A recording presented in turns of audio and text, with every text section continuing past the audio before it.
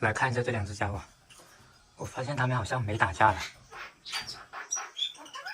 昨天刚合笼的时候，这灰神追着那只白色的公鸟啄得特别厉害。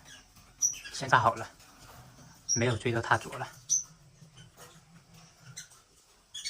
这算不算配对成功啊？打开看一下。用手去摸它，它还是趴下。